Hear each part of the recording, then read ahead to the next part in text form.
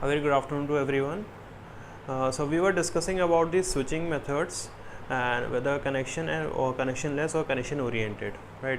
So far we have discussed the definition of a switching network and how the packets are being sent from one port to another port, whether the switching is connectionless or connection oriented, and the classification of circuits switching, that is circuit switching, message switching and packet switching.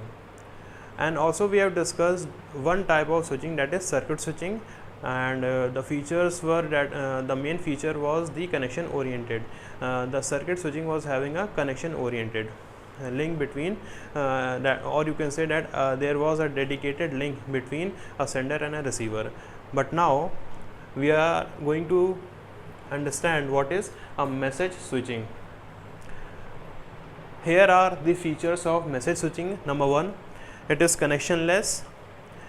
Okay, so we are not having any dedicated link between a sender and a receiver. It means that it is connectionless.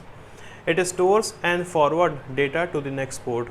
So this feature is very important in this type of switching because the data is being stored and then the data is being forwarded to the next port, or you can say that when the data is coming to any of the terminal, okay, it stores that data, it understands whether the next port is vacant or not, then only the data is being traveled to the next port and to the destination ultimately.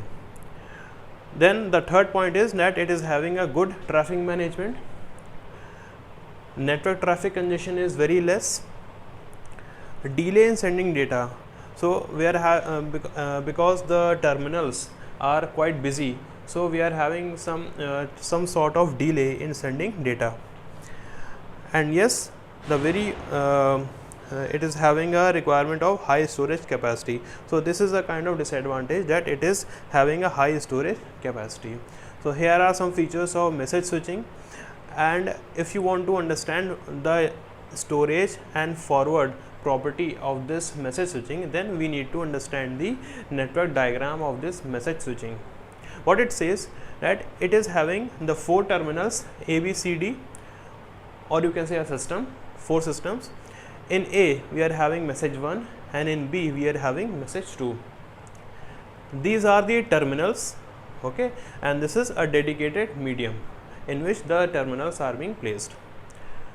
So message 1 will travel to this route, number 1,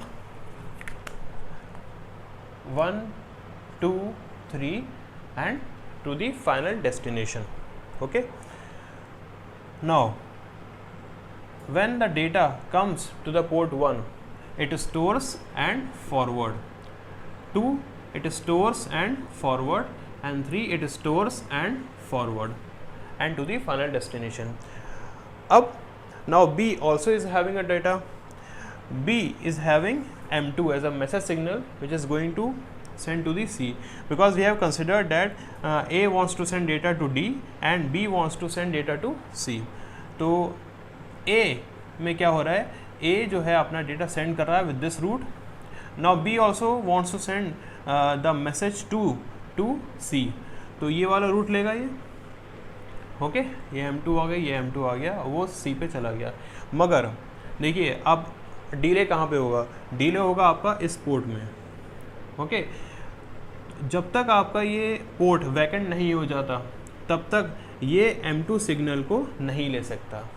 okay, until and unless this port vacates, it never accepts this message M2 from the system B. When this port becomes empty or vacant, then it receives M2 signal from B and it will send to the next port to the destination C. Okay, so delay will be in this port.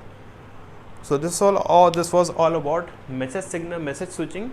In my next lecture, we're going to discuss packet switching. Thank you.